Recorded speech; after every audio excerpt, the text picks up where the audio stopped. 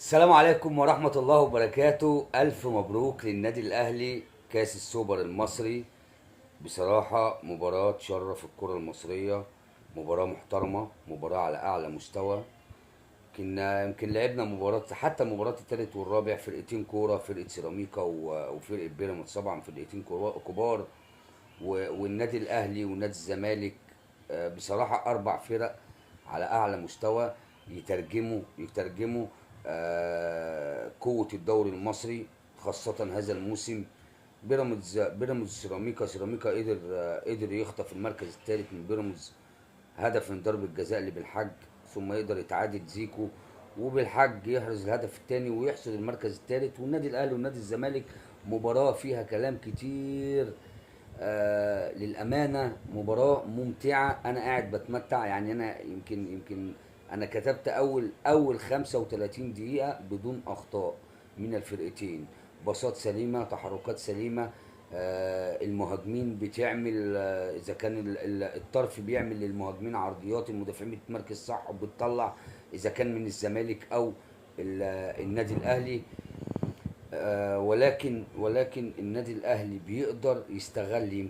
يمكن اول فرصه حقيقيه جت لبن شرقي خلصها، وزيزو يمكن كان حاطط برضو واحده فوق العارضه، لكن شيكو بانزا جاله واحده والتانيه، وما قدرش ان هو يعمل يعني في كوره عملها بالعرض جون، ما قدرش يعمل ده علشان يريح النادي الزمالك.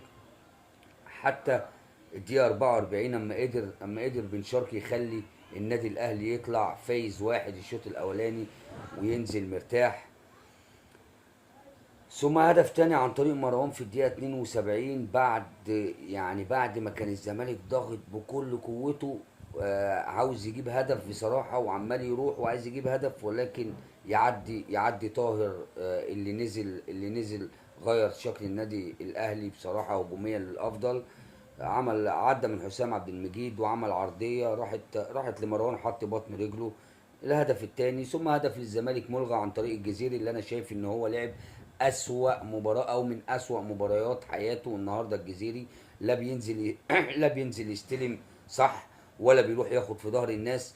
اكتر من 5 اوفسايد عليه، 3 4 فاولات. ما كانش موجود خالص في المباراة. بصراحة ما كانش ليه أي دور في المباراة إلا راحة خط ظهر النادي الأهلي من فاولات وتسللات. لكن الزمالك لعب مباراة كبيرة الحقيقة، الزمالك لعب مباراة كبيرة ومعاه مدرب محترم، عبد الرؤوف. ولازم كلنا نساند الكابتن أحمد عبد الرؤوف يا جماعة. الراجل بيلعب كورة مفتوحة، بيلعب كورة جميلة، بيلعب كورة هجومية، بيلعب كورة متوازنة ما بين الدفاع والهجوم.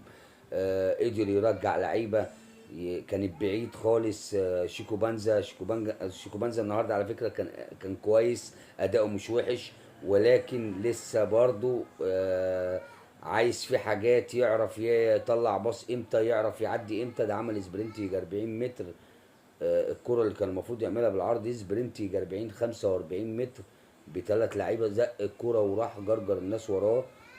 فبصراحة رجع شيكوبانزا، رجع فتوح، دخل الجزيري، بيدي عمرو النصر اللي انا شايفه بعيد شوية، بس مدرب كويس وأدى مباراة كبيرة علشان نديله حقه. مش معنى ان هو اتهزم نقصه على الراجل، لا، مدرب كويس عنده فكر، بيخلي الزمالك بأمانة بيلعب كورة محترمة اكتر من الراجل، على الاقل خالص اكتر من الراجل اللي قبله، الراجل الاجنبي. وتعالى بقى لمدرب النادي الاهلي، مدرب كبير، مدرب محترم. حد هيقول لي ليه؟ علشان خد، لا مش عشان خد السوبر، لان الراجل في خلال الماتشين ثلاثة اللي فاتوا شاف ان هو لازم الناس اللي بتلعب فوق، يعني اللي قبله اذا كان كابتن عماد نحاس او كابتن التاني، الراجل الخواجه التاني ده كان بيلعب باربعه، بيلعب بن شرقي وبيلعب بن رمضان وبيلعب بزيزو وبيلعب بتريزيجيه، الاربعه تحت الفيرود، وبيخلي مروان عطيه يطلع عينه. لا، الراجل ده راح مخلي اتنين ديفندر، لعب باتنين ديفندر وخلى التلاته دول يلعبوا براحتهم، بن شرقي وتريزيجيه وزيزو، ومن فوقهم جراد شار. فغير شكل النادي الاهلي هجوميا غير شكل النادي الاهلي الحقيقه.